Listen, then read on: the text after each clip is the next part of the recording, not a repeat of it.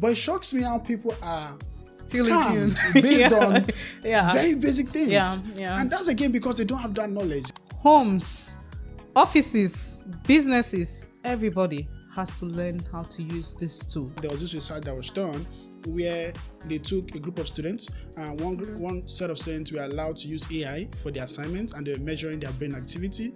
And then the other, you saw it. Yeah, I did see that paper. Yeah. And it was very interesting, Yeah. because they measured the brain activity of those that use AI and those that didn't. AI is going to be something very tricky in the future. Hello, biters. Welcome to another episode. We are so happy to have you here again. And we got a lot of good feedback from the last episode we had about AI taking our jobs. And that made us very much happy because it means that the messages we share here resonate with you and we are building a community. Yeah. So Faustina, I'm here with Faustina, my co-host. What do you think about the episode, the comments we got, the feedback we got from the last episode? Hello, David. How are you today? Great. Okay. I think it was good to see that we have a growing community of people who are interested in artificial intelligence and other emerging technologies.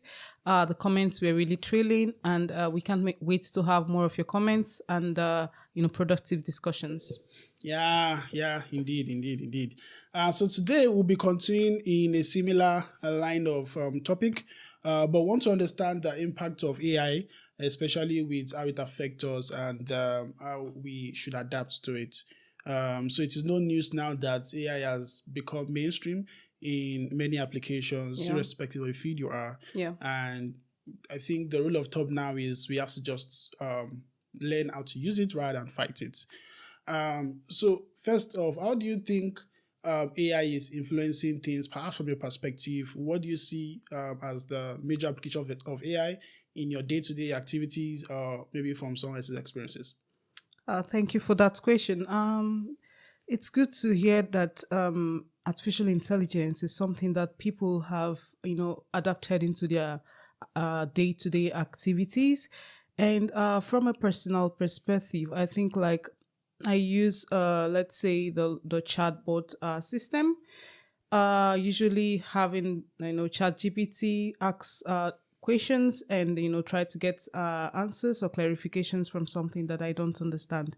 And I think this is one of the major application of artificial intelligence right now, because this is what both the common man and the industries can use. Of course, there are different applications of artificial intelligence, don't get me wrong, but I think the large language models, LLMs, are one of the most used types of artificial intelligence right now in the world. Yeah, even for me as well, I've used AI in a lot of things. I use AI in my day-to-day things. And it's interesting to see how many of these LLMs and these models keep on releasing models. Yeah. They just released, for instance, GPT-5, and many of these guys are not stopping. So even while in the beginning we may fault these models and say, well, they are not good at some things, they keep proving us wrong. Yeah. And telling us that, they can do it.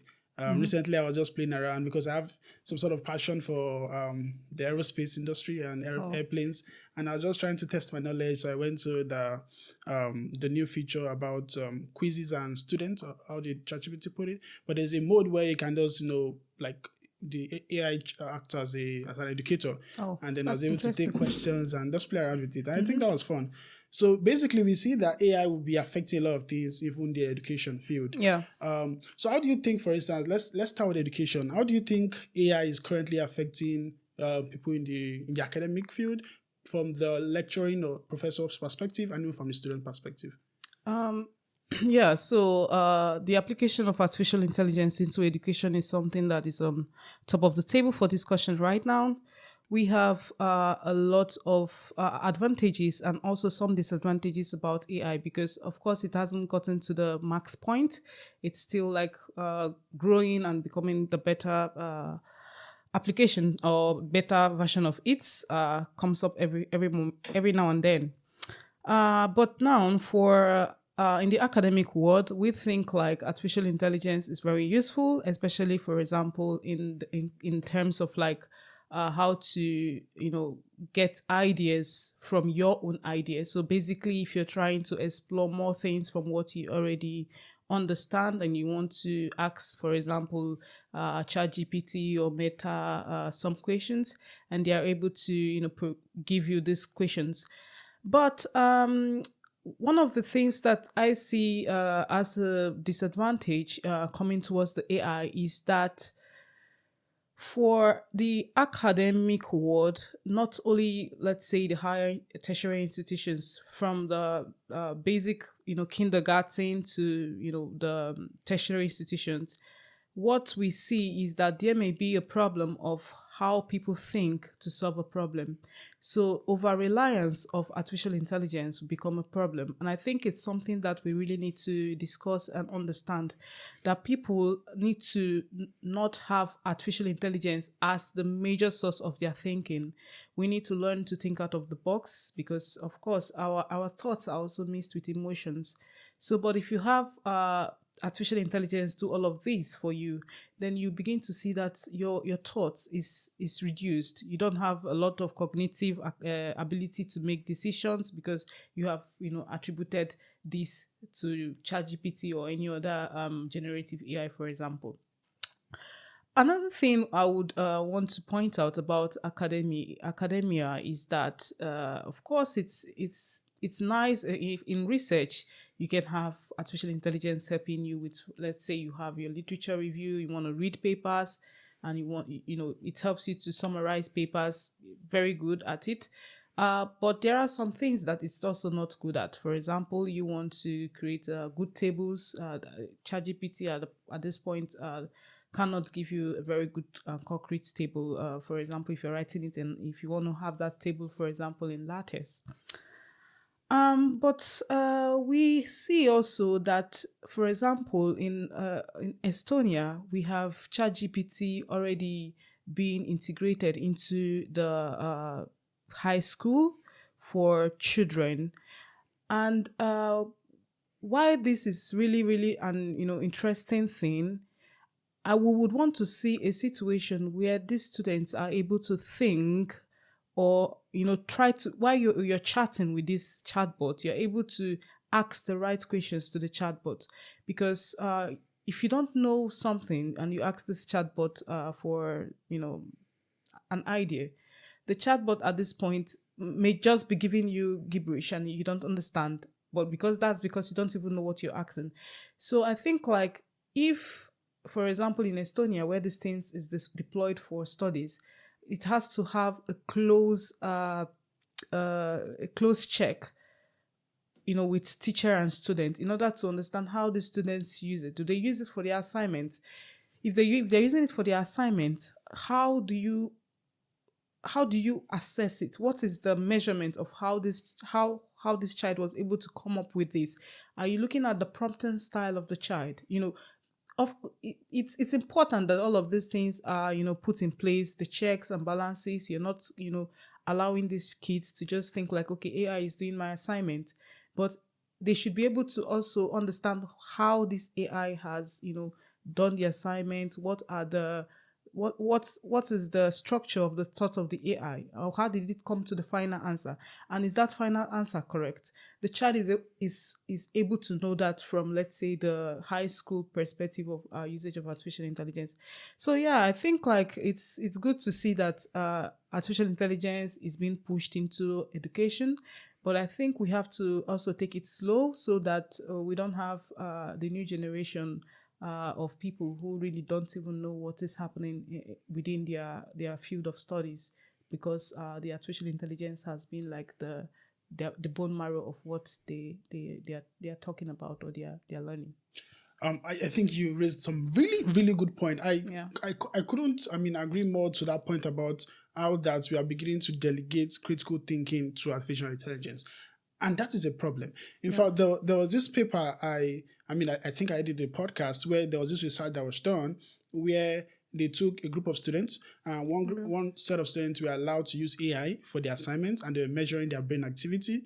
And then the other, you saw it. Yeah, I did see that paper. Yeah. And it was very interesting, because they measured the brain activity of those that use AI and those that didn't use AI. those that did not use AI had more brain activities. So they were actively involved in that learning. Absolutely. Yeah. And one thing we understand about the brain is its neuroplasticity, the how the brain changes as we use things and as we use it. So it's either use or disuse. So if we do not use our brains, it means that we are not learning, we are not developing, basically. And that's a big problem. So indeed, even though we should adapt AI and adopt it into our day-to-day, including our learnings, I think it's critical that we engage it actively and not just take what it says, hook, line, and sinker. Yeah, because you also agree that AI, hallucinates and of course, and all those. And the AI hallucination is something that is really big on the table. I don't even think it's something that can be solved. Because this is artificial intelligence. And that's why when people bring topics about AI surpassing human, it becomes like tricky, because we have this ability to really get to the details and also not say things because we think that is the right thing. We say it because sometimes we know that this is the right thing and we are saying it. And that's something I think like developers of artificial intelligence have to look into. It may not be 100% trying to solve this issue of hallucination, but I think like in the coming years, let's say 10 years coming, it may be something that they've really worked towards to make it better. But not that it will be completely erased from the artificial intelligence world. Correct.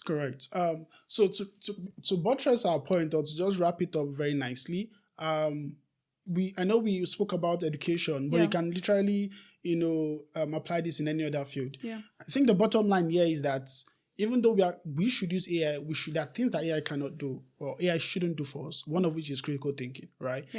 Maybe other soft skills, learning how to even communicate your ideas. Absolutely. And all that. Are there other things that you think workers should learn as they adopt AI to their field? I think like as we adopt artificial intelligence, we just need to bring our cognitive ability to play. We need to be creative, because we cannot leave all the creativity for artificial intelligence, because it's also another cause of debate. Is AI, creative? We have to. And sorry to butt in, but perhaps we'll have another episode on that particularly, because it's a very interesting topic whether AI is creative or not. It would be nice to even hear, because a lot of things to discuss on that point. But coming back, we need to see that the society does not, or the people who are going to be using artificial intelligence don't lose the foundational knowledge of things. Because when you lose that, I think like generations to come, it becomes depreciated. We cannot, ascertain what these kids or what the future would look like in terms of how people do things. So basic soft skill, how you communicate. Yes, you're communicating with artificial intelligence, but does it improve your communication? Because it's not human. Our human have empathy, emotions, and all of that coming in. So we need to develop all of those skills, because at the end of the day, of course, artificial intelligence may come to take away all the jobs. But does it take away your empathy as a human? No, it doesn't take away your emotions. It cannot take away that. I don't even think that. I know that some researchers are already looking towards, making AI to have some forms of emotion, but it cannot be human emotion. So we should know that we are also like higher beings. Like we have things that the AI cannot have. No matter how these developers or the people who are into the system are trying to, push all of these narratives, AI can never surpass a human. That it's on period. Indeed. Yeah. I think while again we see how it can help, eventually the bottom line is we should just know how to use it correctly. And I think there's no fear for whether or not it would displace us to take over the world, really. But without a doubt, just shifting gears, the fact that we now have AI really across the board, it opens up societal ills.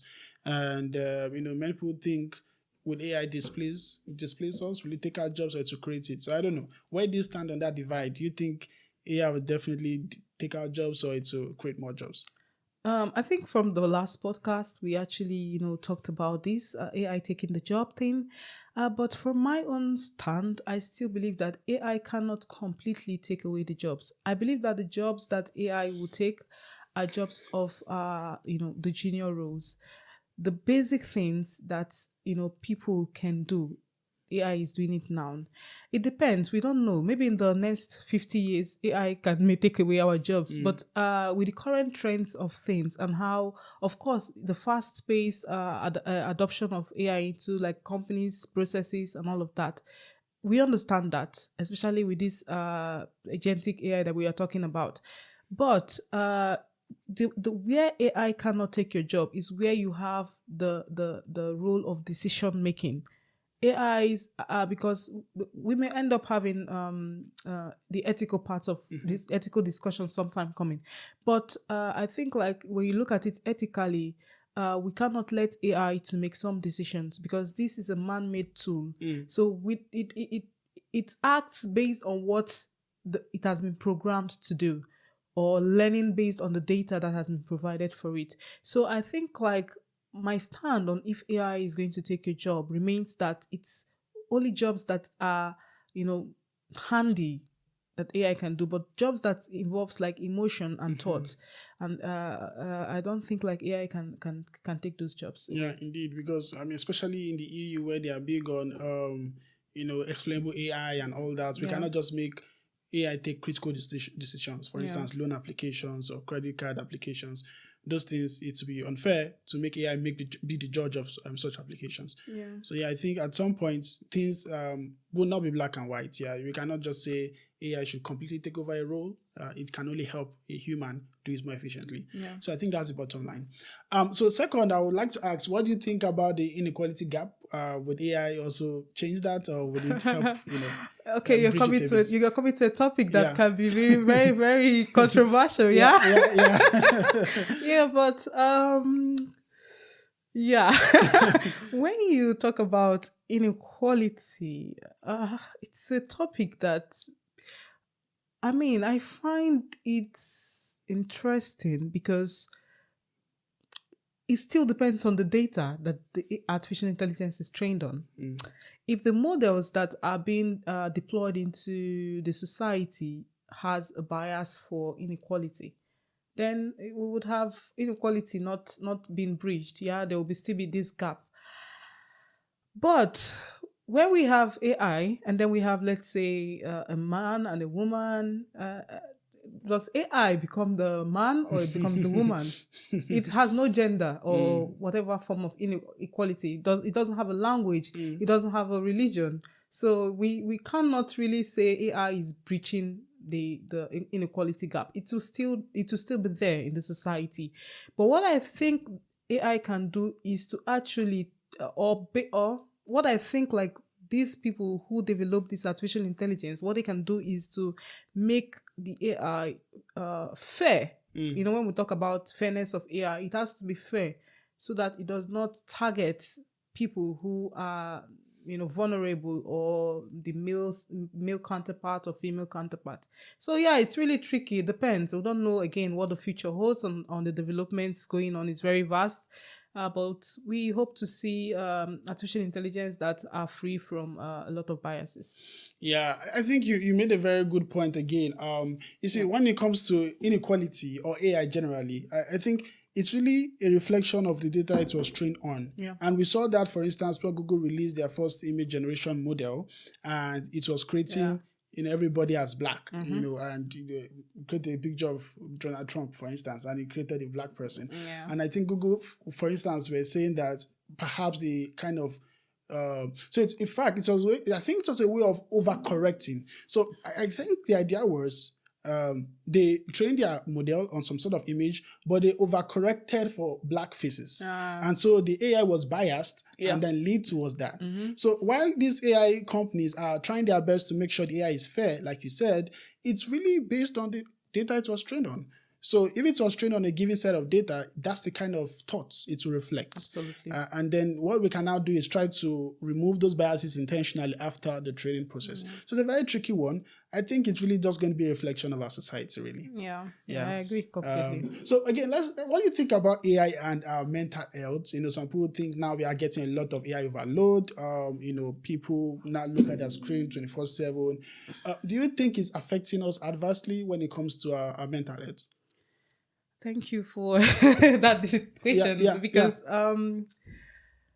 mental health is something that people really take very seriously these days, and I think like AI would, in somewhat, would affect the mental health of people, how people perceive things, how people think, how they are able to, how people challenge themselves, because when again it's you giving this AI the whole activities which you are supposed to perform as a human, you become very dormant. Depression can come in.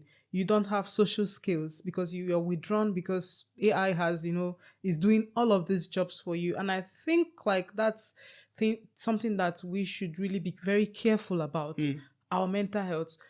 We don't need to allow artificial intelligence to be the father, the mother, the child, or everything in our lives. We need to give it some sort of a restriction. So yeah, I think like AI for mental health is it's a very broad topic, because I'm not into the mental health field, but I think like people looking into their screens 24/7, trying to chat with ChatGPT and all of that. I think like it's gonna play with how we perceive things in general. Yeah, I mean, you see, when it comes to again how we interact with ChatGPT, it has its good side and its bad side, in my opinion. So again, you've mentioned maybe the bad side, but there's also a good side of people having therapists at their fingertips. Yeah. Right. Yeah. And I know, it can also be used for bad. People have, for instance, I think you're mentioning something about having a Grok model that can act as a girlfriend. Absolutely. That can So flirt with you and all that. Yeah. So I think it's like both sides. Yeah. You're very correct. AI is going to be something very tricky in the future. Talking about it, because we learned recently that Elon Musk brought out a model where people can chat as a girlfriend. And of course, it sounds interesting, but what about the younger generation?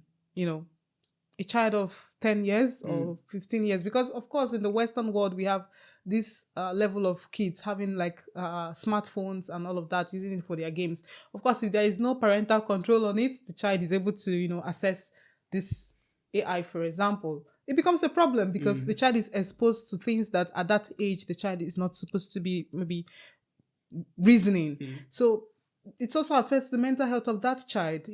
So again, it comes to how we manage artificial intelligence. For parents, you have to watch what your kids are looking at in their phone, especially when they are using artificial intelligence. For schools, we need to monitor all of these things are around how you manage artificial intelligence, even in terms of security, because the child can become vulnerable to security, people who want to maybe have a child, sleep with child, such kind of very sensitive things. It can become a problem. So I think like it's good that we have artificial intelligence being our therapist. I myself, for example, sometimes I use a ChatGPT to just to clear my head. If I have a worry, I talk to it, and it talks to me back, and it gives me some sort of relief. Right? It works as a therapist. I think it works perfectly. But over reliance shouldn't be there. Indeed. So there needs to be a balance. That's it. I think again you just made us understand how critical AI has really delved into our society, and as humans, again, we should not just be over reliant on it.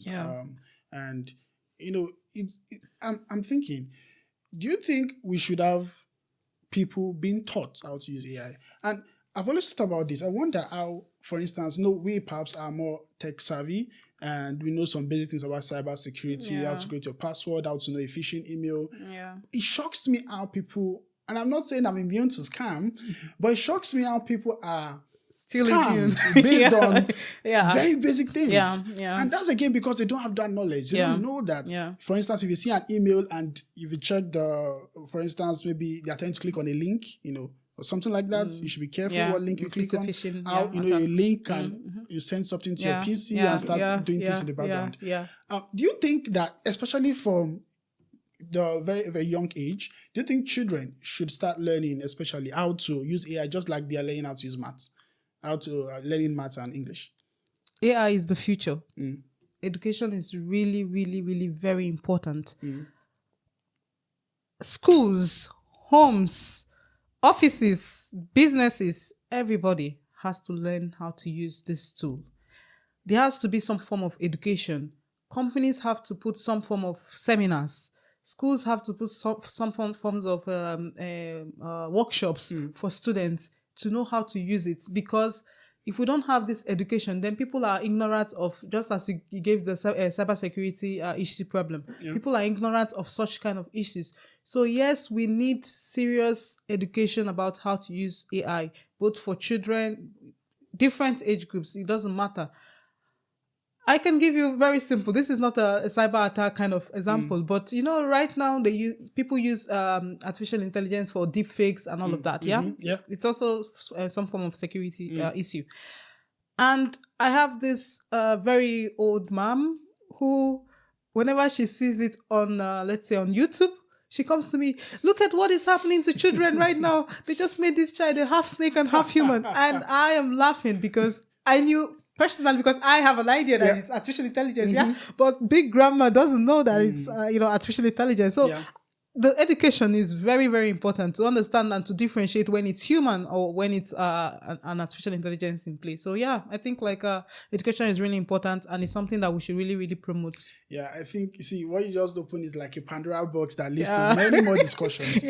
Especially when it comes to how to use AI, really, and how we should be able to detect when something is AI generated or not. At least as of today. Well, I know it can get better over time, but there's a way you see something, this is not real. But I want to make a comment about that, because I think AI generation, in images is very easy. But for text, I mean, there are people who are very good writers who writes just like ChatGPT. And I see, for example, and you write something on the internet, and then you read some comments and you see, okay, this is AI ChatGPT. So it means that people already are beginning to doubt their capabilities of writing. So you see, this is actually a societal problem, because we need to really tackle it. And if we don't, then it begins to limit our abilities to actually ascertain what is true and what is not true. So I think education is really, really very important in making sure that we are in an AI-driven world. Yeah, nice. I mean, to buttress your point, I mean, when you said, people can never differentiate what's AI written or not, or you, that this was written by you, are beginning to doubt that AI written. There's this very popular thing that ChatGPT does, is that when they ask you to write something, you put M dash, or it puts there are ways you will see some things. For instance, that M dash is one where if you see an M dash, people now start to doubt that is AI written. And they wonder, M dash, this was a sign of a good writer before. Absolutely. It's not very common, but Absolutely. if you use M dash, you know that you're a good writer. But now if you use it, you're careful, because who will think it's AI written? Absolutely. And the comment I made about ChatGPT and so, comments and all of that, it's because the person used an M dash. So whenever they see the M dash, they're like, okay, this is ChatGPT. Or you write and then you put in brackets, it's ChatGPT. So those lexical structures are now being termed an AI, generated text. And that's a problem. Because for writers, example, for researchers, for people who, have this love in, clearing their thoughts in writing. So I think we need we need to really, there's a lot of work to do. That's just work. But why do you think the government would now come in? Do you think there should be a place for regulations? Maybe, just like the government missed it, I'll put it, with internet. And now we see a lot of things that doesn't just hold water. I mean, it doesn't make sense that's happening on the internet. Do you think the government has to really step in right now and do some sort of regulations with regards to AI? Yes. Government plays a big role in how AI should be used and not used. For example, I think in the last podcast we talked about the EU AI Act, and I think it's something that the European Union has come up with that is very solid. For companies, they see it as something that limits their development of their models or artificial intelligence. But I think we need all of those things in play, because if we don't, then it means that humans may go into extinction in the future. So, the government plays a big role. We need regulations that would regulate how the AI is used, whether in education, in homes even. in schools, wherever, that AI is being applied in hospitals, which is even more critical, banking, finance, and all of that. So the government people need to come together, not only with the European Union. You can use the European Union AI Act as a template, just to see, the kind of things that they've done, classifying this AI from low risk to high risk. I think also America has their own regulation, but it's not so tight. It's a big market and all of that. China also has like some regulations. Singapore as well have their own regulations. I think like other countries have to, step up to see that these regulations are put in place to make sure that we don't lose ourselves as humans in the process. Correct. I think it's a good way to wrap up this conversation. Eventually, we have our parts to play. Businesses have their parts to play, and as well the government have their parts to play. Yes, exactly. But yeah, it's been a fantastic conversation, and I think the bottom line really. First off, do you have any rounding thoughts? Well. So yeah, on how AI how people should adapt to AI. I think we've mentioned, for instance, critical thinking and being empathetic and not losing sight of how to critique things, and not take what AI gives you as the single source of truth. But yeah, I don't know, again, any other rounding thoughts just to wrap up? Yeah, just to wrap up our thoughts, I'm not of the opinion that AI, shouldn't be used heavily. But I think like we need to understand when to use it. Do not use AI when you have time. If you have the time to think. I think like we should use it as something that we try to use to save time. Like, for example, you have a deadline or something like that. But if you don't have a deadline to meet up with, or the company, you don't have a deadline again to meet up with a task that your supervisor gave to you, going back to use artificial intelligence to do some sort of stuff, you should be able to just think. Please think. Don't lose it, because when you lose it, we lose our purpose, which is like being human. So yeah, that's it. Correct. So again, remember that our brain is meant to be used. Either use it or lose it. So absolutely, if you're not thinking, if you're not engaging your brain, if you're not doing things that requires active thinking, we are not learning. And if we are not learning, we are dying gradually. So yeah, let's have your thoughts in the comment section about today's episode. But again, thanks for listening, and thanks for being with us on this episode. In the next one, perhaps we'll dig deeper into AI creativity and whether it is really creative. But again, let's have your comment on what you think about the adoption of AI currently in our world, and how you think to affect us going forward. So thank you, Faustina. Thanks for your Thank you very insight, much, David. Yeah, of course, it's always interesting. Yeah, we'll see you on the next one. Yeah, see you in the comments. Bye.